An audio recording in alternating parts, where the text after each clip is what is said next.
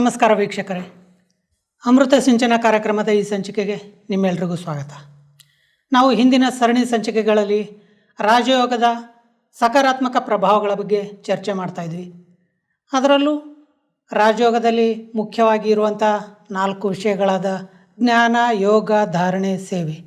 ಅವುಗಳಲ್ಲಿ ಜ್ಞಾನ ಮತ್ತು ಯೋಗದ ಬಗ್ಗೆ ಚರ್ಚೆ ನಡೆಸಿದ್ವಿ. ಈ ಸಂಚಿಕೆಯಲ್ಲಿ ಧಾರಣೆ ಬಗ್ಗೆ ಚರ್ಚೆಯನ್ನು ನಡೆಸೋಣ. ಇದ್ರ ಬಗ್ಗೆ ಚರ್ಚೆ ಮಾಡೋದಕ್ಕೆ ನಮ್ಮ ಜೊತೆ ರಂಗನಾಥ್ ಅವರು ಬಂದಿದ್ದಾರೆ. ಬನ್ನಿ ಅವ್ರನ್ನ ಈ ಕಾರ್ಯಕ್ರಮಕ್ಕೆ ಸ್ವಾಗತ ಮಾಡ್ತಾ ಅವರಿಂದ ಅನೇಕ ಹೊಸ ವಿಷಯಗಳನ್ನು ತಿಳ್ಕೊಳ್ಳೋಣ. ಅಣ್ಣವ್ರೆ, ಈ ಕಾರ್ಯಕ್ರಮಕ್ಕೆ ನಿಮಗೆ ಸ್ವಾಗತ. ನಾವು ಹಿಂದಿನ ಸರಣಿ ಸಂಚಿಕೆಗಳಲ್ಲಿ ಜ್ಞಾನ, ಯೋಗದ ಬಗ್ಗೆ ತಿಳ್ಕೊಂಡಿದ್ವಿ. ಧಾರಣೆ ಅಂದರೆ ಏನು, ಅದನ್ನು ಹೇಗೆ ಮಾಡ್ಕೊಳ್ಳೋದು? ನಾವು ಕಳೆದ ಕೆಲವು ಸಂಚಿಕೆಗಳಲ್ಲಿ ರಾಜಯೋಗದ ಸಕಾರಾತ್ಮಕ ಪ್ರಭಾವ ಅನ್ನುವ ವಿಷಯಗಳ ಚರ್ಚೆ ಮಾಡುವಾಗ ರಾಜಯೋಗದ ವಿಷಯಗಳೇನು ಅನ್ನುವುದರ ಬಗ್ಗೆ ಜ್ಞಾನ ಮತ್ತು ಯೋಗದ ವಿಚಾರಗಳನ್ನು ತಿಳ್ಕೊಂಡಿದ್ದೇವೆ ಅಲ್ಪ ಸ್ವಲ್ಪ. ಇವತ್ತು ಧಾರಣೆಯ ಬಗ್ಗೆ ನಾವು ಚರ್ಚೆ ಮಾಡೋಣ. ಧಾರಣೆ ಅಂದರೆ 2 ಅರ್ಥ ಇದೆ. ಒಂದು ಬೆಲೆ ಅಂತ ಅರ್ಥ ಆಗುತ್ತೆ, ಇನ್ನೊಂದು ಧಾರಣೆ ಅಂದರೆ ಇನ್ಕಲ್ಕೇಶನ್ ಅಥವಾ ಅಳವಡಿಕೆ ಅಂತ ಅರ್ಥ ಆಗುತ್ತೆ. ಈಗ ಆಧ್ಯಾತ್ಮಿಕವಾಗಿ ಮಾತನಾಡುವಾಗ ನಾವು ಅಳವಡಿಕೆ ಹೆಚ್ಚಾದಾಗ ವ್ಯಕ್ತಿಯ ಬೆಲೆ ಜಾಸ್ತಿ ಆಗ್ತಾ ಹೋಗುತ್ತೆ. ಆದ್ದರಿಂದ ವ್ಯಕ್ತಿಯಲ್ಲಿ ಧಾರಣೆ ಎಷ್ಟಿದೆಯೋ ಅಂದರೆ ವ್ಯಕ್ತಿಯಲ್ಲಿ ಅಳವಡಿಕೆ ಎಷ್ಟಿದೆಯೋ ಅಷ್ಟು ಅವರ ಧಾರಣೆ ಕೂಡ ಜಾಸ್ತಿ ಆಗುತ್ತೆ ಅಂತ. ಈಗ ಅಡಿಕೆ ಧಾರಣೆ, ಕೊಬ್ಬರಿ ಧಾರಣೆ ಅಂತೆಲ್ಲ ಹೇಳ್ತಾರಲ್ಲ, ಹಾಗೆ ವ್ಯಕ್ತಿಯ ಧಾರಣೆ ಕೂಡ ಇರುತ್ತೆ. ಅದು ವ್ಯಕ್ತಿಯಲ್ಲಿ ಆಧ್ಯಾತ್ಮಿಕ ಜಾಗೃತಿ ಎಷ್ಟಾಗಿರುತ್ತೋ, ಅವರಲ್ಲಿ ಆಧ್ಯಾತ್ಮಿಕ ಸಂಪತ್ತು ಎಷ್ಟಿರುತ್ತೋ ಅಷ್ಟು ಅವ್ರ ನಿಜವಾದ ಧಾರಣೆ ಕೂಡ ಜಾಸ್ತಿ ಆಗುತ್ತೆ. ಅದಕ್ಕೆ ಯಾವ ಧಾರಣೆ ಮಾಡಿಕೊಳ್ಬೇಕು ಅಂದರೆ ವ್ಯಕ್ತಿಯಲ್ಲಿ ಬಹಳ ಪ್ರಮುಖವಾಗಿರ್ತಕ್ಕಂಥದ್ದು ಬೇಕಾಗಿರ್ತಕ್ಕಂಥದ್ದು ನಡತೆ, ಚಲನೆ ಮತ್ತು ನಡತೆ ಬಹಳ ಮುಖ್ಯವಾಗಿರ್ತಕ್ಕಂಥದ್ದು. ಈಗ ನಡತೆ ಅಂದರೆ ಏನು ಅಂದರೆ ಒಬ್ಬ ವ್ಯಕ್ತಿಯ ಜೊತೆ ಮಾತನಾಡಬೇಕಾದ್ರೆ ನಮ್ಮ ನಡತೆ ಹೇಗಿರಬೇಕು, ನಮಗೆ ಗೊತ್ತಿಲ್ಲದೆ ಇರತಕ್ಕಂಥ ಒಬ್ಬ ಸ್ತ್ರೀ ಬಗ್ಗೆ ಹೇಗೆ ನಮ್ಮ ನಡವಳಿಕೆ ಇರಬೇಕು, ಮತ್ತು ಊಟ ಮಾಡುವಾಗ ನಮ್ಮ ನಡತೆ ಹೇಗಿರಬೇಕು, ಚಲನೆ ಹೇಗಿರಬೇಕು, ಮಲಗುವಾಗ ಕೂಡ ರಾತ್ರಿ ಹೇಗೆ ಮಲ್ಕೊಂಡಿರಬೇಕು, ಯಾವ ರೀತಿ ನಡತೆ ಇರಬೇಕು ಅನ್ನುವ ವಿಚಾರಗಳು ತುಂಬ ಇವೆ. ಈ ಥರ ಇದಕ್ಕೆ ಎಟಿಕೆಟ್ ಅಂತಾರೆ ಇಂಗ್ಲೀಷ್ನಲ್ಲಿ. ಎಟಿಕೆಟ್ ಅಂದರೆ ಸೂಕ್ಷ್ಮವಾದಂತಹ ನಡತೆಗಳು ಎಲ್ಲವೂ. ಇವು ಹಲವಾರು ವಿಚಾರಗಳು ತಂದೆ ತಾಯಿಗಳು ಮನಸ್ಸಿನಲ್ಲಿ ನಮಗೆ ತುಂಬಿರ್ತಾರೆ. ಯಾವಾಗ ಹೇಗಿರಬೇಕು. ಈಗ ಉದಾಹರಣೆಗೆ ದೊಡ್ಡವರು ಎದುರುಗಡೆ ಕೂತಿದ್ದಾಗ ಕಾಲ ಮೇಲೆ ಕಾಲು ಹಾಕ್ಕೊಂಡು ಕೂತ್ಕೋಬೇಡ ನೀನು ಅಂತ ಹೇಳಿರ್ತಾರೆ. ಅಥವಾ ಅಸಭ್ಯವಾದ ಒಂದು ಇರೆಲೆವೆಂಟ್ ಆಗಿರುವಂಥ ಪ್ರಶ್ನೆಗಳನ್ನು ಕೇಳಬಾರ್ದು, ಅಥವಾ ಬೇರೆಯವರಿಗೆ ಮುಜುಗರ ಆಗುವಂಥ ಮಾತುಗಳನ್ನು ಆಡಬಾರ್ದು, ದೊಡ್ಡವರಿಗೆ ಗೌರವ ಕೊಟ್ಟು ಮಾತನಾಡಬೇಕು. ಇವೆಲ್ಲ ವಿಚಾರಗಳು ಏನಿದ್ದಾವೆ ಇವು ಎಲ್ಲ ಅದೇ ನಡತೆಗೆ ಸಂಬಂಧಪಟ್ಟಿದ್ದೆ. ಮತ್ತು ತರಗತಿಯಲ್ಲಿ ಕೂಡ ಶಿಕ್ಷಕರಿಗೆ ಗೌರವವನ್ನು ಕೊಡಬೇಕು, ಮತ್ತು ಪಾಠಗಳನ್ನು ಎಲ್ಲ ಚೆನ್ನಾಗಿ ಬರ್ಕೊಂಡು ಬರಬೇಕು, ಓದಬೇಕು. ಕಚೇರಿಯಲ್ಲಿ ಕೂಡ ನೀವು ಬೇರೆಯವ್ರ ಜೊತೆ ನಡ್ಕೊಳ್ಳುವಾಗ ತುಂಬ ಒಂದು ಸೌಮ್ಯವಾಗಿ ನಡಿಬೇಕು, ಮತ್ತು ವಿಶೇಷವಾಗಿ ನಮ್ಮ ನಡತೆ ಯಾರಿಗೂ ಸಂಶಯ ಬರದ ಹಾಗೆ ಇರಬೇಕು. ಇವೆಲ್ಲವೂ ಕೂಡ ನಡತೆಯಲ್ಲೇ ಬಂದ್ಬಿಡ್ತದೆ. ಆದ್ದರಿಂದ ಅಳವಡಿಕೆ ಬಂದಾಗ ನಾವು ಬಹಳ ಮುಖ್ಯವಾಗಿ ಹೇಳುವಂಥದ್ದು ಗುಣಗಳನ್ನು ಅಳವಡಿಕೆ ಮಾಡಿಕೊಳ್ಳೋದು ಅಂತ. ಗುಣಗಳನ್ನು ಯಾರು ಅಳವಡಿಕೆ ಮಾಡ್ಕೊಳ್ತಾರೆ, ಯಾವ ಗುಣಗಳನ್ನು ಅಳವಡಿಕೆ ಮಾಡ್ಕೋಬೇಕು ಅಂದರೆ ಅದರ ಹಿನ್ನೆಲೆಯಲ್ಲಿ 3 ವಿಚಾರಗಳಿವೆ. ಏನಂದರೆ ಶ್ರೀಮತ ಅಂತ ಒಂದಿದೆ. ಶ್ರೀಮತ ಅಂದರೆ ಶ್ರೇಷ್ಠವಾದ ಮತ ಅಂತ. ಶ್ರೇಷ್ಠವಾದ ಮತ ಅಂದರೆ ಭಗವಂತ ಹೇಳಿರುವಂಥ ವಿಚಾರಗಳೇ, ಭಗವಂತ ಆಜ್ಞೆ ಮಾಡಿರುವಂಥ ವಿಚಾರಗಳು ಶ್ರೀಮತ ಆಗ್ತವೆ. 2ನೇದು ನಿಯಮಗಳೇನಿರಬೇಕು ನಮಗೆ ಜೀವನದಲ್ಲಿ. 3ನೇದು ಮರ್ಯಾದೆಗಳು ಹೇಗಿರಬೇಕು ನಮಗೆ. ಇವೆಲ್ಲ ನಡತೆಗೆ ಸಂಬಂಧಿಸಿದಂಥ ವಿಚಾರಗಳು. ಈಗ ಶ್ರೀಮತ ಅಂದರೆ ಶ್ರೇಷ್ಠವಾದ ವಿಚಾರ ಏನು ಅಂದರೆ ಪರಮಾತ್ಮ ಹೇಳುವಂಥ ವಿಚಾರಗಳಲ್ಲಿ ಅತ್ಯಂತ ಪ್ರಪ್ರಥಮವಾದದ್ದೇನೆಂದರೆ ನೀವು ಆತ್ಮ ಎಂದು ತಿಳಿದು ಪರಮಾತ್ಮನನ್ನು ನೆನಪು ಮಾಡಿದರೆ ನಿಮ್ಮ ಹಳೆಯ ವಿಕರ್ಮಗಳೆಲ್ಲವೂ ವಿನಾಶವಾಗುತ್ತವೆ. ನೀವು ಹೊಸ ಮನುಷ್ಯರಾಗುತ್ತೀರಿ. ನಿಮ್ಮಲ್ಲಿರ್ತಕ್ಕಂಥ ವ್ಯರ್ಥವೆಲ್ಲವೂ ಸಮಾಪ್ತಿಯಾಗ್ಬಿಡುತ್ತೆ. ನಿಮ್ಮಲ್ಲಿ ಏಕಾಗ್ರತೆ ಹೆಚ್ಚುತ್ತೆ. ನೀವು ಸುಲಭವಾಗಿ ಯೋಗ ಮಾಡಲಿಕ್ಕೆ ಶಕ್ತಿ ಬರುತ್ತೆ. ಇವೆಲ್ಲವೂ ಶ್ರೀಮತದಲ್ಲಿ ಬರುವಂತಹ ಪಾಠಗಳು. ಇಂಥವು ನೂರಾರು ಸಾವಿರಾರು ಇವೆ. ಮತ್ತು ಎರಡನೇದು ನಿಯಮಗಳು. ನಿಯಮಗಳು ಯಾವುದು ಅಂದರೆ, ನೀವು ಇಂತಹ ಶ್ರೀಮತವನ್ನು ಕೇಳಿದ ಮೇಲೆ ಯಾವ ನಿಯಮಗಳನ್ನು ಪಾಲಿಸಬೇಕು ಅಂದರೆ, ಪರಮಾತ್ಮನನ್ನು ನೆನಪು ಮಾಡುವುದಕ್ಕೆ ವಿಶೇಷವಾದ ಸಮಯವನ್ನು ನಿಗದಿ ಮಾಡಿಕೊಂಡಿರಬೇಕು. ಆ ಸಮಯವನ್ನು ಪರಿಪಾಲಿಸಬೇಕು. ಮತ್ತು ನೀವು ಪ್ರತಿನಿತ್ಯ ಆಧ್ಯಾತ್ಮಿಕ ತರಗತಿಗಳಲ್ಲಿ ಪಾರ್ಟಿಸಿಪೇಟ್ ಮಾಡಬೇಕು, ಭಾಗವಹಿಸಬೇಕು. ಹೇಗೆ ಭಾಗವಹಿಸಬೇಕು ಅಂದರೆ, ಕೇಳುವ ವಿಚಾರಗಳನ್ನು ಏಕಾಗ್ರತೆಯಿಂದ ಕೇಳಬೇಕು. ಆ ವಿಚಾರಗಳು ಮನಸ್ಸಿನಲ್ಲಿ ಅಚ್ಚಳಿಯದೆ ಕೂರಬೇಕು. ಮತ್ತು ಎಲ್ಲ ಉತ್ತಮವಾದ ವಿಚಾರಗಳನ್ನು ಒಂದು ನೋಟ್ ಪುಸ್ತಕದಲ್ಲಿ ಬರ್ಕೊಂಡಿರಬೇಕು. ಮತ್ತು ಅವುಗಳನ್ನು ರಿಪೀಟ್ ಮಾಡ್ಕೋಬೇಕು ಆವಾಗವಾಗ, ಸಮಯ ಆದಾಗೆಲ್ಲ. ಮತ್ತು ಊಟ ಮಾಡುವಾಗ ಸಾಧ್ಯವಾದಷ್ಟು ಮೌನದಿಂದ ಊಟ ಮಾಡಬೇಕು. ಚರ್ಚೆ ಮಾಡ್ತಾ, ಮೊಬೈಲ್ ನೋಡ್ತಾ, ಟಿ ವಿ ನೋಡ್ತಾ ಊಟ ಮಾಡಬಾರ್ದು. ಅದರಿಂದ ಮನಸ್ಸಿಗೆ ಶಾಂತಿ ಬರೋದಿಲ್ಲ. ಎರಡನೇದು, ಆಹಾರ ಏನು ಸೇವನೆ ಮಾಡ್ತೀವಿ, ನಾವು ತಿನ್ನುವಂಥ ಆಹಾರಕ್ಕೂ ಮತ್ತು ಮನಸ್ಸಿಗೂ ಸಂಬಂಧ ಇರೋದ್ರಿಂದ, ಅನ್ನದಂತೆ ಮನ ಅಂತ ಹೇಳೋದ್ರಿಂದ, ಯಾವ ರೀತಿಯ ಅನ್ನವನ್ನು ನಾವು ಸ್ವೀಕಾರ ಮಾಡ್ತೀವೋ ಅದನ್ನು ಗಮನ ಕೊಟ್ಟು ಚೆನ್ನಾಗಿ ಅಗಿದು ತಿನ್ನುವುದರಿಂದ ಆರೋಗ್ಯವೂ ಸುಧಾರಣೆ ಆಗುತ್ತೆ ಮತ್ತು ಮನಸ್ಸು ಶಾಂತವಾಗಿರುತ್ತೆ. ಹಾಗೆ ಮತ್ತು ರಾತ್ರಿ ಮಲಗುವಾಗ ಹೇಗಿರಬೇಕು, ಇವೆಲ್ಲ ನಿಯಮಗಳು. ಇನ್ನು ಮರ್ಯಾದೆಗಳ ಪ್ರಶ್ನೆಗೆ ಬಂದಾಗ, ನೀವು ವೈಯಕ್ತಿಕವಾಗಿ ಯಾವ ರೀತಿಯ ವ್ಯಕ್ತಿ ಅಂತ ಗುರುತಿಸಲಿಕ್ಕೆ ಇಷ್ಟಪಡ್ತೀರಿ? ಯಾವ ರೀತಿಯ ವ್ಯಕ್ತಿ ಅಂದರೆ ನಿಮ್ಮ ನಂಬಲರ್ಹವಾದ ವ್ಯಕ್ತಿಯೋ ಅಥವಾ ನಂಬಿಕೆಗೆ ಅರ್ಹತೆ ಇಲ್ಲದಂಥ ವ್ಯಕ್ತಿಯೋ ಯಾವ ರೀತಿ ವ್ಯಕ್ತಿಯಾಗಬೇಕು ಅಂದರೆ, ಈಗ ಸುಳ್ಳು ಹೇಳುವುದು. ಸುಳ್ಳು ಹೇಳುವುದು ಮರ್ಯಾದೆಗೆ ತಕ್ಕುದಲ್ಲ. ಏನು ಸರ್ ಇಷ್ಟು ವಯಸ್ಸಾಗಿದೆ ಸುಳ್ಳು ಹೇಳ್ತಿರಲ್ಲ ಅಂತನೋ, ಅಥವಾ ಏನು ಸರ್ ನೀವು ಆಶ್ರಮಕ್ಕೆ ಹೋಗ್ತೀರಿ ನೀವು ಸುಳ್ಳು ಹೇಳ್ಬಿಡ್ತೀರ ಅಂತಲೋ, ಅಥವಾ ಇಷ್ಟು ಸಣ್ಣ ಸುಳ್ಳು ನಿಮ್ಮ ಬಾಯಿಂದ ಬರಬಾರ್ದು ಅಂತನೋ, ಇವೆಲ್ಲ ಮಾತುಗಳನ್ನು ಕೇಳ್ತೀವಲ್ಲ ನಾವು. ಇದು ನಡತೆಗೆ ಸಂಬಂಧಪಟ್ಟಿದ್ದೆ. ಆದ್ದರಿಂದ ಸುಳ್ಳು ಹೇಳಬಾರದು. ಸೇವಾ ಕೇಂದ್ರಗಳಿಗೆ ಹೋದಾಗ ನೀವು ಯಾರ ಜೊತೆಗೂ ಆರ್ಥಿಕ ವ್ಯವಹಾರಗಳನ್ನು ನಡೆಸಬಾರದು. ಯಾಕಂದರೆ ಆ ಶ್ರದ್ಧಾ ಕೇಂದ್ರಗಳು ಇರೋದು ಕಲಿಕೆಗೋಸ್ಕರ ಇರತಕ್ಕಂಥದ್ದು.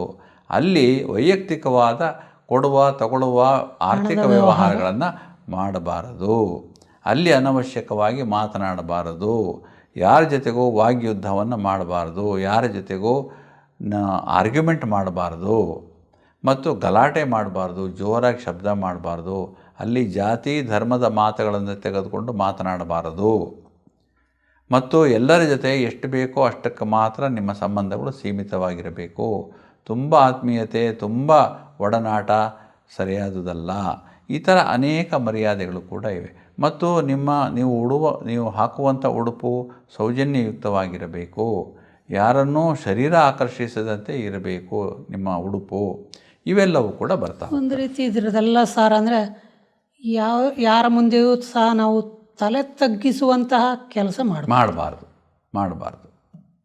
ಮತ್ತು ಯಾರಿಗೂ ಮೋಸ ಮಾಡುವ ಉದ್ದೇಶದಿಂದ ವ್ಯವಹಾರ ನಡೆಸಬಾರ್ದು, ಮಾತನಾಡಬಾರ್ದು. ಒಳಗೆ ಹೊರಗೆ ಆದಷ್ಟು ಶುದ್ಧವಾಗಿರಬೇಕು. ಬಹುಶಃ ಮೋಸದ ಯೋಚನೆಗಳೇ ಬರಬಾರ್ದು. ಆ ಥರ ಇದು ಶ್ರೀಮತ ಮತ್ತು ನಿಯಮಗಳು ಮತ್ತು ಮರ್ಯಾದೆಗಳು ಇವು ಮೂರು ಸೇರಿದರೆ ಧಾರಣೆ ಆಗುತ್ತೆ. ಯಾಕೆಂದರೆ ಈ ಮೂರರಲ್ಲಿಯೂ ಕೂಡ ಗುಣಗಳೇ ಇವೆ. ಹೌದು, ಬೇಸಿಕ್ ಗುಣಗಳೇ ಇರುವಂಥದ್ದು. ಆದ್ದರಿಂದ ನಾನು ಮೊದಲು ಶಾಂತಿಯ ಧಾರಣೆಯನ್ನು ಮಾಡ್ಕೋಬೇಕು. ಈಗ ನನಗೆ ಭಾಳ ಸಿಟ್ಟು ಬರುತ್ತೆ. ಯಾರಾದರೂ ಸ್ವಲ್ಪ ತಪ್ಪು ಮಾಡಿದ್ರೆ ಮನಸ್ಸು ಸಹಿಸೋದೇ ಇಲ್ಲ. ತಕ್ಷಣ ಅವ್ರಿಗೆ ಕರೆದು ಅವ್ರಿಗೆ ಮಾತಾಡ್ತೀನಿ, ತಿದ್ದುಕೊಳ್ಳಿ ಅಂತ ಹೇಳ್ತೀನಿ. ಅಥವಾ ಕೆಲವು ವಿಚಾರಗಳು ಕೆಲವರಲ್ಲಿ ಇರೋದು ನನಗೆ ಅವರ ನಡತೆಗಳೇ ನನಗೆ ಇಷ್ಟ ಆಗೋದಿಲ್ಲ. ಇವೆಲ್ಲವೂ ಕೂಡ ನನಗೇನು ತೋರಿಸುತ್ತೆ ಅಂದರೆ ಕೋಪ ಇದೆ ಒಳಗಡೆ ಅಂತ ತೋರಿಸುತ್ತೆ. ಈ ಕೋಪವು ಅನೇಕ ಬಾರಿ ಏನಾಗ್ತದೆ ಅಂದರೆ ಮುಖ ಕೆಂಪಾಗಿರುತ್ತೆ, ಬಾಯಲ್ಲೇನು ಮಾತಾಡಿರಲ್ಲ, ಕೋಪ ಇರುತ್ತೆ ಒಳಗಡೆ. ಅದು ಬೇರೆ ಥರದಲ್ಲಿ ಎಕ್ಸ್ಪ್ಲೋರ್ಡ್ ಆಗಿಬಿಡುತ್ತೆ ಯಾವಾಗಲೂ. ಅದಕ್ಕೆ ನಾವು ಒಳಗಡೆ ಕೋಪವೂ ಕೂಡ ಇರಬಾರ್ದು. ಅಷ್ಟರ ಮಟ್ಟಿಗೆ ಶಾಂತಿ ಅಭ್ಯಾಸವನ್ನು ಮಾಡಬೇಕು. ಶಾಂತಿ ನಮ್ಮ ಜೀವನದ ಒಂದು ಭಾಗ ಆಗಬೇಕು. ಆ ಥರ ನಾವು ಶಾಂತಿಯನ್ನು ಮಾಡಿಕೊಂಡ್ರೆ ಅದು ನಮ್ಮ ಯೋಗದ ಅಭ್ಯಾಸಕ್ಕೆ ತುಂಬ ಅನುಕೂಲ ಆಗುತ್ತೆ. ಯಾರಲ್ಲಿ ಶಾಂತಿ ಇದೆಯೋ ಅವರು ಒಳ್ಳೆಯ ಧಾರಣೆಯನ್ನು ಕೂಡ ಮಾಡ್ತಾರೆ. ಯಾಕೆಂದರೆ ಜ್ಞಾನವನ್ನು ಯಾರು ಚೆನ್ನಾಗಿ ಅರ್ಜನೆ ಮಾಡ್ತಾರಲ್ಲ ಅವರು ಯೋಗದಲ್ಲೂ ಚೆನ್ನಾಗಿರ್ತಾರೆ ಮತ್ತು ಸದ್ಗುಣಗಳನ್ನು ಧಾರಣೆ ಮಾಡ್ಕೊಳ್ಳೋದಲ್ಲೂ ತುಂಬ ಅನುಕೂಲ ಇದೆ. ಈಗ ಜ್ಞಾನ ಯೋಗ ಎರಡೂ ಕಲ್ತ್ಬಿಟ್ರೆ ಸಾಲದು, ನಮ್ಮಲ್ಲಿ ಗುಣಗಳು ಇರಬೇಕಲ್ಲ. ಯಾಕಂದರೆ ಹೊರಗಡೆ ಜನ ಏನು ನೋಡ್ತಾರೆ, ಇವರು ಏನು ಮಾತಾಡ್ತಾರೆ, ಹೇಗಿದ್ದಾರೆ, ಹೇಗೆ ನೋಡ್ಕೋತಾರೆ ಅಂತಲೇ ನೋಡ್ತಾರೆ. ಅಂದರೆ ಅವೆಲ್ಲವೂ ನಡತೆಗೆ ಸಂಬಂಧಪಟ್ಟ ವಿಚಾರಗಳು. ಹಾಗಾಗಿ ನಮ್ಮಲ್ಲಿ ಧಾರಣೆ ಹೇಗಿರಬೇಕಪ್ಪ ಅಂದರೆ ಒಳ್ಳೊಳ್ಳೆಯ ಗುಣಗಳನ್ನು ಆರಿಸಿ ಆರಿಸಿ ಆರಿಸಿ ಹೇಗೆ ಅಭ್ಯಾಸ ಮಾಡ್ಕೋಬೇಕು ಅಂದರೆ ಅವು ಗೊತ್ತಿಲ್ಲದೆ ನನ್ನಿಂದ ಹೊರಗಡೆ ಬರಬೇಕು. ಶಾಂತಿ ಗೊತ್ತಿಲ್ಲದೆ ಬರಬೇಕು, ಸ್ವಾಭಾವಿಕವಾಗಿ ಅದನ್ನು ಸ್ವಭಾವದ ಒಂದು ಭಾಗ ಆಗೋಗ್ಬಿಡ್ಬೇಕು. ಮತ್ತು ಅದನ್ನು ಅಭ್ಯಾಸ ಮಾಡೋದು ಹೇಗೆ, ಎಲ್ಲಿದೆ ಟೈಮು ನನಗೆ ಅದಕ್ಕೆಲ್ಲ ಅಂತ ಕೇಳ್ಬೋದು.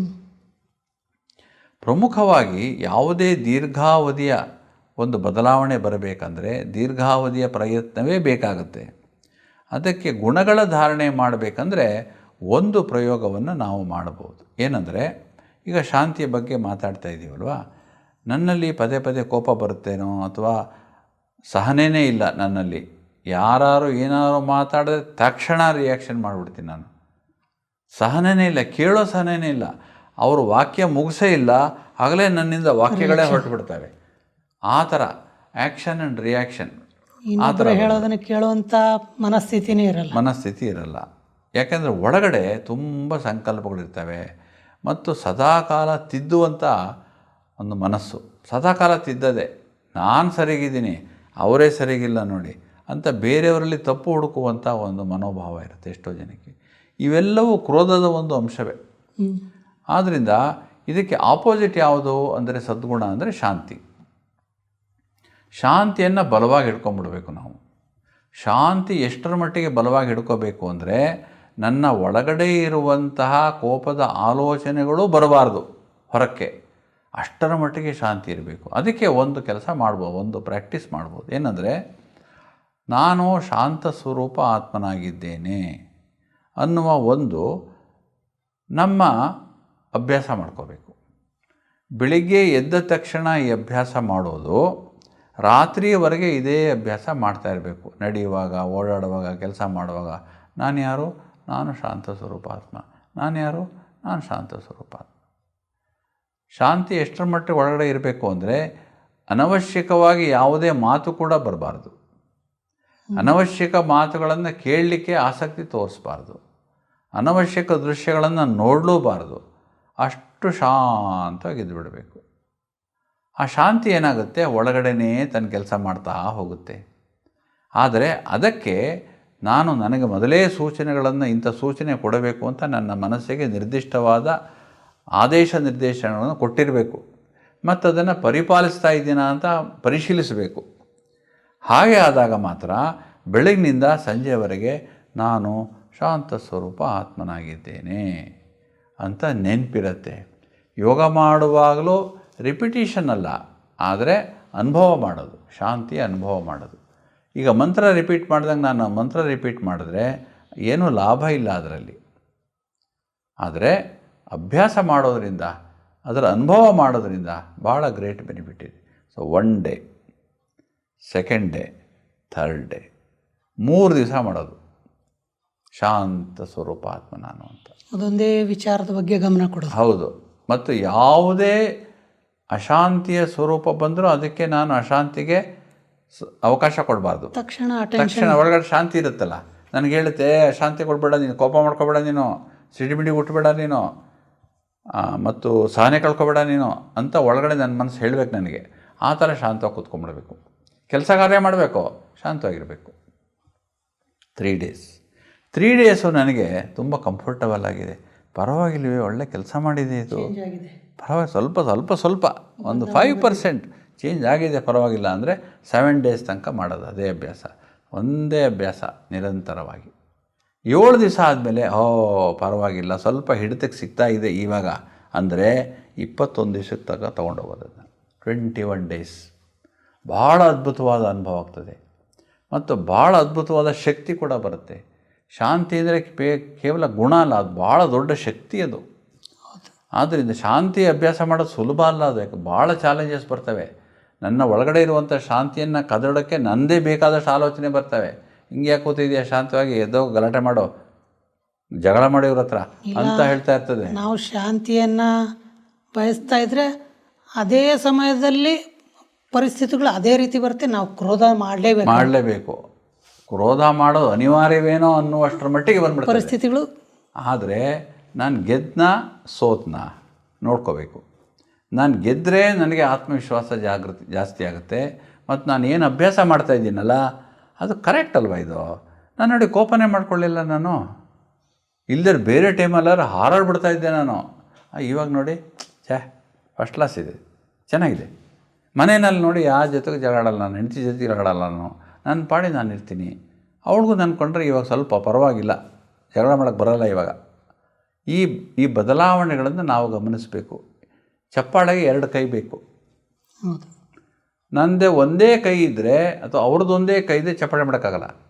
ಅವರು ಮಾತಾಡ್ತಾ ಇದ್ದಾರೆ, ನಾನು ರಿಯಾಕ್ಷನ್ ಕೊಡಬೇಕು. ಸಾಮಾನ್ಯವಾಗಿ ಸುಮ್ಮನೆ ಇರೋಲ್ಲ ನಾನು, ನನಗೇನು ಮಾತಾಡೋಕ್ಕೆ ಬರಲ್ವಾ, ಬೇಕಾದಷ್ಟು ಮಾತಾಡ್ಬಿಡ್ತೀನಿ, ಬಾಯಿ ಮುಚ್ಚಿಸ್ಬಿಡ್ತೀನಿ ನಾನು ಅಂತೀವಲ್ವಾ, ಪ್ರಯೋಜನವಿಲ್ಲ. ಚಪ್ಪಾಳೆ ಆಗಿಬಿಡುತ್ತೆ, ಅದು ಗಲಾಟೆ ಆಗಿಬಿಡ್ತದೆ. ಈಗ ನಾನು ಶಾಂತವಾಗಿದ್ದೀನಿ ಅಂದರೆ ಒಂದೇ ಚಪ್ಪಾಳೆ ಆಯ್ತಲ್ಲ, ಒಂದೇ ಕೈ ಆಯ್ತಲ್ಲ, ಚಪ್ಪಾಳೆ ಎಲ್ಲ ಆಯಿತು. ಸುಮ್ಮನೆ ನನ್ನ ಪಾಡಿ ನಾನಿರೋದು, ನನ್ನ ಕೆಲಸ ನಾನು ಮಾಡ್ಕೊಂಡು ಹೋಗೋದು. ಯಾವಾಗ ರಿಯಾಕ್ಷನ್ ಮಾಡಬೇಕು ಆವಾಗ ಮಾತ್ರ ಶಾಂತಿಯಿಂದನೇ ರಿಯಾಕ್ಷನ್ ಮಾಡಬೇಕು. ನೀನು ಅವಾಗ ಹೇಳ್ತಾ ಇದ್ದಲ್ಲ, ಹಿಂಗೆ ಹೇಳಿದರೆ ಚೆನ್ನಾಗಿತ್ತೇನೋ ಅಂತ ಶಾಂತವಾಗಿ ಹೇಳಿದ್ರೆ ಬೇಗ ಒಳಗಡೆ ದಟ್ಟುಬಿಡುತ್ತೆ. ಅದ್ರ ಬಗ್ಗೆ ಜಗಳ ಆಡಿದ್ರೆ ಫೀಲ್ ಆಗುತ್ತೆ. ಸರಿ, ಹೌದು. ಆಮೇಲೆ ಅವ್ರು ಅಬ್ಸರ್ವ್ ಮಾಡ್ತಾರೆ, ಅದು ಬದಲಾವಣೆ ಕಣ್ಣಾಗ ಕಾಣುತ್ತಲ್ಲ, ಏನೋ ನಾನು ಯಾಕೆ ಮಾಡ್ಕೋಬಾರ್ದು ಬದಲಾವಣೆ, ಅವರೂ ಬದಲಾವಣೆ ಮಾಡ್ಬೋದು, ಗೊತ್ತಿಲ್ಲ ನನಗೆ. ಇವತ್ತಲ್ಲ ನಾಳೆ ಅವರು ಬದಲಾವಣೆ ಆಗೋರೆ, ಅವರು ಕೋಪ ಬಿಡೋರೆ. ಆ ಥರ ನಾನು ತೀರ್ಮಾನ ಮಾಡಿಕೊಂಡು 21 ದಿವಸ ಮಾಡಬೇಕು. 21 ದಿವಸ ಮಾಡಿದ್ರೆ ಸ್ವಭಾವಕ್ಕೆ ಬಂದ್ಬಿಡುತ್ತೆ. ಸ್ವಭಾವ ಅಂದರೆ ನನ್ನ ಒಂದು ಸುಪ್ತ ಪ್ರಜ್ಞೆ ಒಳಗಡೆ ಗಟ್ಟಿಯಾಗಿ ಕೂತ್ಕೊಂಡ್ಬಿಡುತ್ತೆ. ಇದು ಸುಪ್ತ ಪ್ರಜ್ಞೆಗೆ ಅದು ಯಾವಾಗ ಬೇಕೋ ಆವಾಗ ಸಹಕಾರ ಕೊಡುತ್ತೆ, ಮೇಲೆ ಬರುತ್ತೆ, ನಾನು ಶಾಂತಿ ಅಂತ ತೋರಿಸುತ್ತೆ. 21 ದಿವಸ ನಮಗೆ ರಿಸಲ್ಟ್ ಚೆನ್ನಾಗಿದೆ ಅಂದರೆ 3 ಮಂತ್ಸ್ ಮಾಡಬೇಕು. 3 ಮಂತ್ಸ್ ಮಾಡಿಬಿಟ್ರೆ ಸಂಸ್ಕಾರದ ಒಂದು ಭಾಗವೇ ಆಗೋಗ್ಬಿಡುತ್ತದೆ. ನನ್ನಲ್ಲಿ ಯಾವಾಗ ಬೇಕೋ ಆವಾಗ ಶಾಂತಿ ತಾನಾಗಿ ಎದ್ದು ಕುಣಿತಾ ಇರ್ತದೆ. ಎಲ್ಲರೂ ನನ್ನನ್ನು ಶಾಂತಿಯಿಂದನೇ ಗುರುತಿಸ್ತಾ ಇದ್ದಾರೇನೋ ಅನ್ನುವ ಹಾಗೆ ಅನುಭವ ಆಗ್ತದೆ. ಯಾವ ಥರ ಆಗೋಗ್ಬಿಡ್ತದೆ ಅಂದರೆ, ನಾನು ನಡೀತಾ ಓಡಾಡ್ತಾ ಶಾಂತಿಯ ಸ್ತಂಭ ಆಗೋಗ್ಬಿಟ್ಟಿದ್ದೀನಿ. ನಾನು ಎಲ್ಲ ಕಡೆ ಶಾಂತಿಯ ಪ್ರಕಂಪನಗಳನ್ನೇ ಬೀರ್ತಾ ಇದ್ದೀನಿ. ಸುತ್ತಮುತ್ತ ಶಾಂತಿಯ ವಾತಾವರಣನೇ ಇದೆ. ಶಾಂತಿಯ ಒಂದು ವಿಶೇಷವಾದ ದೊಡ್ಡ ಕಂಬ ನಾನು. ಎಲ್ಲರೂ ನನ್ನನ್ನು ಶಾಂತಿಗಾಗಿಯೇ ನೋಡ್ತಾ ಇದ್ದಾರೇನೋ ಅನ್ನೋ ಅನುಭವ ಆಗ್ಬಿಡ್ತದೆ. ನೀವು ಹೇಳಿದ್ರಲ್ಲ, 2 ಕೈ ಸೇರಿದ್ರೇ ಚಪ್ಪಾಳೆ. ಈ 2 ವ್ಯಕ್ತಿಗಳು ಕ್ರೋಧ ಮಾಡ್ಕೊಂಡ್ರೆ ಅವಾಗ ಒಂದು ಕಲಹ, ಜಗಳ ಅನ್ನೋದು ಬರುತ್ತೆ. ಅನ್ನೋದಕ್ಕೆ ಒಂದು ಚಿಕ್ಕ ಕಥೆಯನ್ನು ನಾನು ಮುಂಚೆ ಕೇಳಿದ್ದೆ. ಒಬ್ಬ ಋಷಿ ಮುನಿ ಹತ್ರ ಒಬ್ಬ ಮಹಿಳೆ ಹೋಗ್ತಾಳೆ. ಆ ಋಷಿ ಮುನಿ ಹತ್ರ ಹೇಳ್ತಾಳೆ, ನನಗೂ ಮತ್ತು ನನ್ನ ಪತಿಗೂ ಪ್ರತಿದಿನ ಜಗಳ ಆಗ್ತಾನೆ ಇರುತ್ತೆ. ತುಂಬ ನಾವಿಬ್ಬರು ಜೊತೆಗಿದ್ದೀವಿ ಅಂದರೆ ಬರೀ ಜಗಳನೇ, ಶಾಂತಿನೇ ಇಲ್ಲ. ಅದಕ್ಕೆ ನೀವೇನಾದರೂ ಮಾಡಬೇಕು. ಸರಿ, ಆ ಋಷಿ ಮುನಿ ಏನಿರ್ತಾರೆ ಆ ಮಹಿಳೆಗೆ ಹೇಳ್ತಾರೆ, ನಾನೊಂದು ಮಂತ್ರಿಸಿದ ಒಂದು ನೀರು ಕೊಡ್ತೀನಿ, ಅದನ್ನು ನೀನು ನಿನ್ನ ಬಾಯಲ್ಲಿ ಹಾಕೋಬೇಕು. ಕಂಡೀಷನ್ ಏನಂದರೆ, ಆ ನೀರನ್ನ ಬಾಯಲ್ಲಿ ಹಾಕಿದ್ಮೇಲೆ ನುಂಗಲೂಬಾರ್ದು, ಉಗಳಲೂಬಾರ್ದು, ಬಾಯಲ್ಲೇ ಇರಬೇಕು. ಅದಕ್ಕೆ ಮಹಿಳೆ ಸರಿ ಆಯಿತು, ಇಷ್ಟು ಚಿಕ್ಕ ವಿಷಯ ಅಲ್ಲ, ಏನು ದೊಡ್ಡದು ಅಂತ ಋಷಿ ಮುನಿ ಹತ್ರ ನೀರು ತೊಗೊಂಡು ಹೋಗ್ತಾಳೆ. ಮನೆಗೆ ಹೋಗಿ ಇನ್ನೇನು ಜಗಳದ ವಾತಾವರಣ ಬರುತ್ತೆ, ಅವಳು ಇಮ್ಮಿಡಿಯೇಟಾಗಿ ಬಾಯಿಗೆ ನೀರು ಹಾಕಂತಾಳೆ. ಪತಿ ಪತ್ನಿ ಬೈತಿರ್ತಾನೆ, ಇವಳಿಗೆ ಬೈಬೇಕು, ಮಾತಾಡಬೇಕು, ರಿಪ್ಲೈ ಕೊಡ್ಬೇಕು ಅನ್ಸುತ್ತೆ, ಆದರೆ ಬಾಯಲ್ಲಿ ನೀರು ಇರುತ್ತೆ, ಉಗುಳೋಗೋ ಇಲ್ಲ, ನುಂಗೋ ಆಗಿಲ್ಲ. ಋಷಿ ಮುನಿ ಹೇಳಿದ್ದಾರೆ, ಸರಿ ತಡ್ಕೊಂಡ್ಲು. ಪತಿ ಆಫೀಸಿಗೆ ಹೋದ. ಆಮೇಲೆ ಮತ್ತೆ ತಿರ್ಗಾ ಮಧ್ಯಾಹ್ನ ಬಂದ ಪತಿ, ಮತ್ತೆ ಜಗಳ ಶುರು. ಇವಳು ಮತ್ತೆ ಇಮಿಡಿಯೇಟಾಗಿ ಬಾಯಿಗೆ ನೀರು ಹಾಕೊಂಡ್ಲು. ಪತಿ ಬೈತಿದ್ದ, ಇವಳಿಗೆ ಒಳಗೊಳಗೆ ಕ್ರೋಧ ಬರ್ತಿತ್ತು. ರಿಯಾಕ್ಷನ್ ಮಾಡ್ಬೇಕಾದ್ರೆ ಬಾಯಿ ತೆಗಿಯಂಗೆ ಇಲ್ಲ, ಬಾಯಿ ತೆಗೆದ್ರೆ ನೀರು ಬಿದ್ದೋಗುತ್ತೆ. ಹೀಗೆ ಇದು ಕಂಟಿನ್ಯೂ ನಡೀತಾ ಇತ್ತು. ನಿಧಾನಕ್ಕೆ ಪತಿಗೆ ಅನ್ನಿಸ್ತು, ನಾನು ಇಷ್ಟೆಲ್ಲ ಬೈತಿದ್ದೀನಿ, ನನ್ನ ಪತ್ನಿ ರಿಯಾಕ್ಷನ್ನೇ ಮಾಡ್ತಾಯಿಲ್ಲ, ಬಹುಶಃ ನನ್ನದೇ ತಪ್ಪಿರ್ಬೋದೇನೋ, ಸರಿ ನೋಡೋಣ ಅಂತ ಅವನು ನಿಧಾನಕ್ಕೆ ಅವನು ಪರಿವರ್ತನೆ ಆಗ್ತಾ ಅವನು ಕ್ರೋಧ ಮಾಡೋದನ್ನ ಕಡಿಮೆ ಮಾಡ್ಕೊಂತ ಹೋದ. ಇದೇ ಥರ ಒಂದು 2-3 ತಿಂಗಳು ನಡೀತು. ಪತಿನೂ ಸಹ ಜಗಳ ಮಾಡೋದೇ ಬಿಟ್ಬಿಟ್ಟ. ಅವನು ಯಾವಾಗ ಕ್ರೋಧ ಮಾಡ್ಕೊಳ್ಳೋದು ಬಿಟ್ಟ, ಜಗಳ ಮಾಡೋದು ಬಿಟ್ಟ, ಈ ಮಹಿಳೆಗೂ ಸಹ ಕ್ರೋಧ ಮಾಡೋಕ್ಕೆ ಆಪ್ಷನ್ನೇ ಇರಲಿಲ್ಲ. ಒಂದು 3 ತಿಂಗಳಾದಮೇಲೆ ಆ ನೀರು ಖಾಲಿ ಆಯಿತು. ಈ ಮಹಿಳೆ ಮತ್ತೆ ಆ ಋಷಿಮುನಿ ಹತ್ರ ಓಡೋದ್ಲು. ನೀವು ಕೊಟ್ಟಿದ್ರಲ್ಲ ನೀರು, ಅದು ಬಹಳ ಕೆಲಸ ಮಾಡ್ತು. ಇವಾಗ ನಮ್ಮ ಮನೇಲಿ ನನಗೆ ಮತ್ತು ನನ್ನ ಪತಿಗೆ ಜಗಳನೇ ಆಗಲ್ಲ. ನನ್ನ ಪತಿ ತುಂಬ ಶಾಂತವಾಗಿರ್ತಾರೆ ಇತ್ತೀಚೆಗೆ. ನಾನು ಬಾಯಲ್ಲಿ ಹಾಕೊಂಡಂಥ ಮಂತ್ರದ ನೀರು ಅವ್ರ ಮೇಲೆ ಬಹಳ ಪ್ರಭಾವ ಬೀರಿದೆ. ಆದರೆ ಒಂದು ಸಮಸ್ಯೆ ಏನಂದರೆ ಆ ನೀರು ಖಾಲಿ ಆಗಿದೆ, ಇನ್ನು ಸ್ವಲ್ಪ ನೀರು ಕೊಡಿ ನನಗೆ ಅದು. ಆವಾಗ ಆ ಋಷಿಮುನಿ ಏನಿದ್ರು ಅವ್ರು ಹೇಳ್ತಾರೆ, ಇದು ಯಾವುದೇ ಮಂತ್ರಿಸಿದ ನೀರಲ್ಲ, ಸಾಧಾರಣ ನೀರು. ಯಾವಾಗ ನೀನು ಬಾಯಿ ತೆಗಿಯದೆ ನೀನು ಯಾವಾಗ ಸುಮ್ಮನಿದ್ದೆ, ನಿನ್ನಿಂದ ನೋಡಿ ನಿನ್ನ ಪತಿ ಏನಿದ್ರು ಅವರು ಸಹ ಶಾಂತ ಆಗ್ತಾ ಹೋದರು. ಹಾಗಾಗಿ ನಿಮ್ಮಿಬ್ಬರಲ್ಲಿ ಗಲಾಟೆ ಕಡಿಮೆ ಆಯಿತು ಹೊರತು ನಾನು ವಿಶೇಷವಾದ ಯಾವುದೇ ಮಂತ್ರಿಸಿದ ನೀರು ಕೊಟ್ಟಿರಲಿಲ್ಲ. ಎಲ್ಲಿವರೆಗೂ ನೀನು ರಿಯಾಕ್ಟ್ ಮಾಡ್ತಾಯಿದ್ದೆ ಅಲ್ಲಿವರೆಗೂ ನಿನ್ನ ಪತಿನೂ ಸಹ ಕ್ರೋಧ ಮಾಡ್ತಿದ್ರು. ಹಾಗೆ ಇಬ್ಬರಲ್ಲಿ ನಾವು ಒಬ್ಬರು ಸುಮ್ಮನೆ ಆದರೂ ಸಹ ಆ ಪರಿಸ್ಥಿತಿ ತಿಳಿಯಾಗುತ್ತೆ. ಹೌದು. ಇದ್ರ ಜೊತೆಗೆ ಏನು ಗೊತ್ತಾ, ಅನೇಕರು ಸುಮ್ಮನೆ ಆಗ್ಬಿಟ್ರೆ ಇವ್ರು ನಿಶಕ್ತರು ಅಂತ ತಿಳ್ಕೊಂಡ್ಬಿಡ್ತಾರೆ. ಅದು ನಮ್ಮ ವೀಕ್ನೆಸ್ ಅನ್ಸ್ಬಿಡುತ್ತೆ. ವೀಕ್ನೆಸ್ಸು, ಏನು ಮಾತಾಡೋದು ಸುಮ್ಮನೆ ಇರ್ತಾರೆ, ಏನು ಬೇಕಾದ್ರೂ ಮಾತಾಡ್ಬೋದು ಇವ್ರ ಹತ್ರ ಅಂತ ಹೇಳ್ತಾರೆ. ಆದ್ದರಿಂದ ಹಾಗೆ ಮಾಡೋಕ್ಕೆ ಅವಕಾಶ ಕೊಡಬಾರ್ದು. ಈಗ ಶಾಂತವಾಗಿ ಅವರಿಗೆ ರಿಯಾಕ್ಷನ್ ಮಾಡಬೇಕು. ಅವರಿಗೆ ರಿಯಾಕ್ಷನ್ ಮಾಡೋದ್ರ ಬದಲು ರೆಸ್ಪಾಂಡ್ ಮಾಡಿದ್ರೆ ಒಳ್ಳೆಯದು. ರೆಸ್ಪಾಂಡ್ ಅಂದರೆ ಪ್ರತಿಸ್ಪಂದನೆ ಮಾಡೋದು ಬೆಟರು. ಅಂದರೆ ಅವ್ರ ಲೆವೆಲ್ಗೆ ನಾವು ಇಳಿಯಲ್ಲ, ಆದರೆ ನಮ್ಮ ಲೆವೆಲ್ ಇಟ್ಕೊಂಡೆ ನಾವು ಏನು ಹೇಳಬೇಕು ಅದನ್ನು ಸಂಕ್ಷಿಪ್ತವಾಗಿ 1-2 ಮಾತು ಹೇಳಿಬಿಡೋದಷ್ಟೇ. ಯಾಕೆಂದರೆ ನಮ್ಮ ಬಾಯಿ ಕಡಿತಾ ಇರ್ತದೆ, ಯಾವಾಗ ಬಾಯಿ ಬಿಟ್ಟೇನೋ ಅಂತ. ಅದಕ್ಕೆ ನನ್ನ ಒರಿಜಿನಲ್ ರೂಪ ಇದೆಯಲ್ಲ, ಶಾಂತಿ ಇದೆಯಲ್ಲ, ಅದನ್ನು ಕದಡದೆ, ಅಲುಗಾಡಿಸದೆ, ಆ ಸ್ಥಿತಿಯಿಂದ ಕೆಳಗಡೆ ಇಳಿಯದೆ ನಾನು ಅವರಿಗೆ ಅವ್ರು ಕೇಳಿದ್ದಕ್ಕೆ ಉತ್ತರ ಹೇಳಬೇಕು. ಯಾವಾಗ ಅವರೆಲ್ಲ ಹೇಳಾಗ ಅವ್ರು ಶಾಂತಿ ಆದಮೇಲೆ ನಾನೇನು ಹೇಳಬೇಕೋ ಅದು ಹೇಳಿಬಿಟ್ಟು ಸುಮ್ಮನಾಗ್ಬಿಡೋದಷ್ಟೇ, 1-2 ಮಾತು ಅಷ್ಟೇ. ಆವಾಗ ಏನಾಗುತ್ತೆ, ಓಹೋ ಇವರು ಪರವಾಗಿಲ್ಲ ಚೆನ್ನಾಗೇ ಮಾತಾಡ್ತಾರೆ ಅಂತ ಅನ್ಕೋತಾರೆ. ಯಾವಾಗಲೂ ಸುಮ್ಮನೆ ಇದ್ದರೆ ಆವಾಗ ನಮ್ಮ ಸಹನೆ ಪರೀಕ್ಷೆ ಬಂದುಬಿಡ್ತದೆ, ಶಾಂತಿ ಹೋಗಿ ಸಹನೆ ಪರೀಕ್ಷೆ ಬಂದುಬಿಡ್ತದೆ. ಅದಕ್ಕೆ ಅಲ್ಪ ಸ್ವಲ್ಪ ಮಾತಾಡೋದು ತುಂಬ ಒಳ್ಳೆಯದೇ, ಇಲ್ಲ ಅಂತ ಇಲ್ಲ. ಆದರೆ ಏನು ಮಾತಾಡ್ತೀವಿ, ಹೇಗೆ ಮಾತಾಡ್ತೀವಿ, ನಾವು ಯಾವಾಗ 1-2 ಮಾತಾಡ್ತೀವಲ್ಲ ಅದರಿಂದ ಅವರು ಪುನಃ ಜಗಳಕ್ಕೆ ಬರೋ ಥರ ಆಗಬಾರ್ದಲ್ಲ, ಜಗಳ ಮುಕ್ತಾಯ ಹಂತಕ್ಕೆ ಬರಬೇಕಲ್ಲ, ಆ ಥರ ಅಷ್ಟು ಮಾತ್ರ ಮಾತಾಡಬೇಕು. ಮತ್ತು ಯಾವಾಗಲೂ ಕೂಡ ಬೇರೆಯವರಿಗೆ ತಿಳಿ ಹೇಳ್ತೀನಿ ಅಂತ ನಾವು ಸ್ವಭಾವ ಅವಶ್ಯಕತೆ ಇಲ್ಲ. ಯಾಕೆಂದರೆ ನಾವು ತಿಳಿ ಹೇಳ್ತೀವಿ, ನಿಮಗೆ ಗೊತ್ತಿಲ್ಲ ನಾನು ಹೇಳ್ತಾ ಇದ್ದೀನಿ ಕೇಳಿ ಅನ್ನೋ ಭಾವನೆ ಬರಬಾರ್ದು. ನನಗೆ ಗೊತ್ತಿಲ್ಲದೆ ಇರೋದು ಇವರೇನು ಹೇಳೋದು ಅಂತ ಮತ್ತೆ ಶುರುವಾಗ್ಬಿಡ್ತದೆ. ಅದಕ್ಕೆ ಏನು ಹೇಳಬೇಕು ಅಂದರೆ ಯಾವ ವಿಚಾರ ಅವ್ರಿಗೆ ಇಷ್ಟವಾಗುತ್ತೋ ಅದನ್ನೇ ಒಂಚೂರು ಹೇಳಿಬಿಟ್ಟು ಬಿಟ್ಬಿಡ್ಬೇಕಷ್ಟೆ. ಆದ್ದರಿಂದ ಇದಕ್ಕೆ ಇನ್ನೊಂದು ಕಥೆ ಇದೆ. ಏನಂದರೆ, ಒಬ್ಬ ಋಷಿ ಇರ್ತಾನೆ, ಅವನು ಸ್ನಾನಕ್ಕೆ ಹೋಗಿರ್ತಾನೆ. ಸ್ನಾನಕ್ಕೆ ಹೋದಾಗ ಒಂದು ನೀರಲ್ಲಿರುವಂಥ ಏಡಿ ಬಂದು ಇವನಿಗೆ ಕಾಲಿಗೆ ಕಚ್ಚುತ್ತೆ. ಏಡಿಲಿ ವಿಷ ಇರಲ್ಲ, ಕಚ್ಚುತ್ತೆ. ಆವಾಗ ಅವನೇನು ಮಾಡ್ತಾನೆ, ಅದನ್ನು ಮೆಲ್ಲಕ್ಕೆ ತೆಗೆದು ಪುನಃ ನೀರಿಗೆ ಬಿಡ್ತಾನೆ. ಅದು ಬಂದು ಪುನಃ ಕಚ್ಚುತ್ತೆ, ಪುನಃ ನೀರಿಗೆ ಬಿಡ್ತಾನೆ. ಆವಾಗ ಸುತ್ತಮುತ್ತ ಏನು ಹೇಳ್ತಾರಲ್ಲ, ನೀವು ಅದು ಕಚ್ತಾ ಇದೆ ಬೇಕು ಅಂತ ಬಂದು ನೀವು ಸುಮ್ಮನೆ ಇರೋದು ಬಿಟ್ಟು ಅಥವಾ ನೀರಿಂದ ಮೇಲೆ ಬರೋದು ಬಿಟ್ಟು ಆ ಏಡಿನ ಪುನಃ ನೀರಿಗೆ ಬಿಡ್ತಾ ಇದ್ದೀರಲ್ಲ ಅಂತ ಹೇಳ್ತಾರೆ. ನಿಮಗೇನು ಬುದ್ಧಿ ಇದೆನಾ? ಹಾಂ, ಇದೇ ಕೆಲಸನ ಮಾಡೋದು ನೀವು ಅಂತ. ಅದಕ್ಕೆ ಅವ್ರು ಹೇಳಿದ್ರು, ಇಲ್ಲ ಅದು ತನ್ನ ಕೆಲಸ ಮಾಡ್ತಾಯಿದೆ, ನಾನು ನನ್ನ ಕೆಲಸ ಮಾಡ್ತಾಯಿದ್ದೀನಿ. ಅದು ಕಚ್ಚಕ್ಕೆ ಬರುತ್ತೆ, ನಾನು ನನ್ನಲ್ಲಿ ಶಾಂತವಾಗಿದ್ದೀನಿ, ಸಹನೆ ಇದೆ ಅಂತ ನಾನು ಅದನ್ನು ತೋರಿಸ್ತಾ ಇದ್ದೀನಿ. ಆ ಪ್ರಾಣಿಗೆ ನಾನು ಹೇಳೋಕ್ಕಾಗಲ್ಲ, ಕಚ್ಚಬೇಡ ಅಂತ ನಾನು ಹೇಳೋಕ್ಕಾಗಲ್ಲ. ಆದರೆ ನಾನು ಅದನ್ನು ಪುನಃ ನೀರಿಗೆ ಬಿಡಬೇಕು, ನೀರಲ್ಲೇ ಅದು ಜೀವನ ಮಾಡಬೇಕು ಅನ್ನೋ ಜ್ಞಾನ ನನಗಿದೆ. ಅದಕ್ಕೆ ಹೊಡೆದು ಬಿಡೋದು ಬಡಿದು ಬಿಡೋದು 1 ನಿಮಿಷದ ಕೆಲಸ. ಹಾಗಾಗಬಾರ್ದು. ಪ್ರಾಣಿದಯೇನೂ ಇರಬೇಕು, ಆದರೆ ನನ್ನನ್ನು ನಾನು ರಕ್ಷಿಸ್ಕೋಬೇಕು. ಕಚ್ಚುವ ಗುಣ ಅದ್ರದ್ದು, ಅದು ಆ ಗುಣ ಬಿಡ್ತಾ ಇಲ್ಲ ಅಂದಾಗ ನಾನು ಶಾಂತಿಯ ಗುಣ ನಂದು ನಾನೇ ಬಿಡಲಿ ಅಂತ. ಚಿಕ್ಕ ಪ್ರಾಣಿನೇ ತನ್ನ ಗುಣ ಬಿಡ್ತಾ ಇಲ್ಲ. ಹೌದು, ನಾನು ಮನುಷ್ಯ ಆಗಿ ನನ್ನ ಗುಣ ಬಿಟ್ಬಿಟ್ರೆ ಹೌದು, ಕರೆಕ್ಟ್, ಚಿಕ್ಕ ಪ್ರಾಣಿಗಿಂತ ಕೀಳಾಗ್ಬಿಡ್ತು. ಹೌದೌದು. ಆ ಥರ ಕಚ್ಚಿಸ್ಕೋಬೇಕು ಅಂತಲ್ಲ, ಅದರ ಹಿಂದೆ ಇರುವಂಥ ಸಾರಾಂಶವನ್ನು ಮಾತ್ರ ನಾವು ಗಮನಿಸಬೇಕಷ್ಟೆ. ಮನುಷ್ಯರ ಜೊತೆನೂ ಹೀಗೆ ಆಗೋದು. ಮನುಷ್ಯರ ಜೊತೆನೂ ಯಾರೋ ಕಚ್ಚಕ್ಕೆ ಬರ್ತಾರೆ, ಯಾರೋ ಬೊಗಳ್ತಾರೆ, ಯಾರೋ ಏನೋ ಕೇಡು ಬಯಸ್ತಾರೆ, ಯಾರೋ ಒಬ್ಬೊಬ್ಬರು ಥರ ರಿಯಾಕ್ಟ್ ಮಾಡ್ತಾ ಇರ್ತಾರೆ. ನಾವೆಲ್ಲದಕ್ಕೂ ಸ್ಪಂದನೆ ಕೊಡುವಂಥ ಅವಶ್ಯಕತೆ ಇಲ್ಲ. ಯಾಕಂದರೆ ಎಲ್ಲದಕ್ಕೂ ನಾವು ಸ್ಪಂದಿಸ್ತಾ ಹೋದರೆ ಅಥವಾ ಪ್ರತಿಕ್ರಿಯೆ ಕೊಡ್ತಾ ಇದ್ದರೆ ಅದು ಎಂಡೇ ಇಲ್ಲ ಅದಕ್ಕೆ. ಯಾಕಂದರೆ ನಾವೆಲ್ಲದರಲ್ಲೂ ಇನ್ವಾಲ್ವ್ಮೆಂಟ್ ಆಗೋಕ್ಕೆ ಇಷ್ಟಪಡ್ತೀವಿ. ಇವರು ಸೇರ್ಕೊಂಡು ಮೂರನೇ ಜೊತೆ ಅವ್ರ ಬಗ್ಗೆ ಮಾತಾಡ್ತಾ ಇದ್ದಾರೆ. ನಾನು ಅವ್ರ ಜೊತೆ ಸೇರ್ಕೊಂಡ್ಬಿಡ್ತೀನಿ. ಯಾಕಂದರೆ ನನಗೂ ಮೂರನೇವ್ರ ಬಗ್ಗೆ ಅಲ್ಪ ಸ್ವಲ್ಪ ಗೊತ್ತು. ನನ್ನೇನು ಕೇಳಿಲ್ಲ ಅವ್ರು ಹೆಂಗೆ ಅಂತ ಇವ್ರೇನು ಕೇಳಿಲ್ಲ, ಅವರೊಬ್ಬರು ಮಾತಾಡ್ಕೊತಾ ಇದ್ದಾರೆ ಅಷ್ಟೇ. ನಾನು ಅವ್ರ ಜೊತೆ ಸೇರ್ಕೊಂಡು ಏನಾಗ್ಬಿಡ್ತೀನಿ, ಆ್ಯಡ್ ಮಾಡ್ತೀನಿ.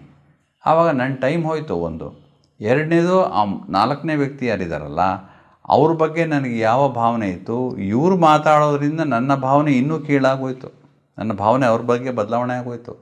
ಮತ್ತು ನನ್ನ ಮನಸ್ಸಿನ ಒಂದು ಸ್ಥಿತಿಗತಿಗಳು ಕೂಡ ಹಾಳಾಗೋಯ್ತು. ಮತ್ತು ಅಷ್ಟಕ್ಕೆ ನಿಲ್ಲಿಲ್ಲ, ಅವರಿಬ್ಬರು ಹೇಳಿದ್ದನ್ನು ಮತ್ತು ನಾನು ಹೇಳಿದ್ದನ್ನು ಇನ್ನೊಬ್ಬರಿಗೆ ಹೇಳ್ತೀನಿ.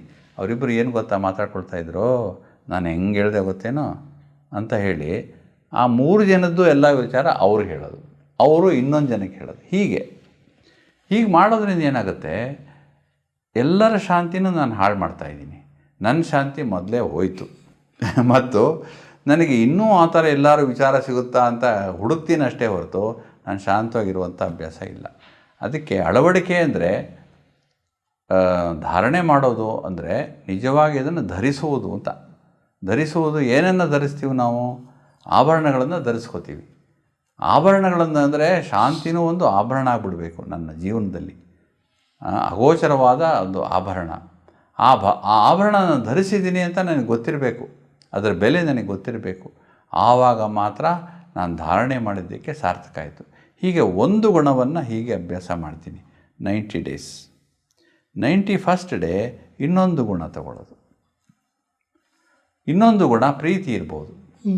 ನಾನು ಪ್ರೀತಿಪೂರ್ವಕವಾಗಿರುವಂಥ ಆತ್ಮ, ಪ್ರೀತಿ ಸ್ವರೂಪ ಆತ್ಮನಾಗಿದ್ದೇನೆ. ಬೆಳಗಿನಿಂದ ರಾತ್ರಿಯವರೆಗೆ ಬರೀ ಎಲ್ಲರನ್ನೂ ಪ್ರೀತಿ ಮಾಡೋದು, ನನ್ನನ್ನು ಪ್ರೀತಿಸ್ಕೊಳ್ಳೋದು, ಬೇರೆಯವ್ರನ್ನೂ ಪ್ರೀತಿ ಮಾಡೋದು, ಆತ್ಮಿಕವಾದ ಪ್ರೀತಿ ಇರ್ತಕ್ಕಂಥದ್ದು.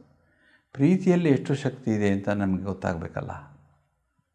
ಭಗವಂತನ ಮೂಲ ಸ್ವರೂಪನೇ ಪ್ರೀತಿ. ಎಲ್ಲರನ್ನೂ ಪ್ರೀತಿಸುವುದು ಭಗವಂತನ ಕ್ಯಾರೆಕ್ಟರು, ಅವನ ಗುಣ. ಆದ್ದರಿಂದ ಆ ಗುಣವನ್ನು ನಾನು ಪಡ್ಕೊಳ್ಬೇಕಾದ್ರೆ ನನ್ನಲ್ಲಿ ಎಷ್ಟು ಗುಣ ಇರಬೇಕಲ್ಲ. ಮತ್ತು ಭಗವಂತನ ಪ್ರೀತಿ ನನಗೆ ಬರಬೇಕಂದ್ರೆ ನನ್ನಲ್ಲೂ ಅಷ್ಟೋ ಪ್ರೀತಿ ಗುಣ ಇರಬೇಕು ತಾನೆ. ಆದ್ದರಿಂದ ಹೊರಗಡೆ ಪ್ರೀತಿ ಒಳಗಡೆ ದ್ವೇಷ ಇರಬಾರ್ದು, ಸದಾಕಾಲ ಪ್ರೀತಿ ಕೊಡುವಂಥದ್ದು ಇರಬೇಕು.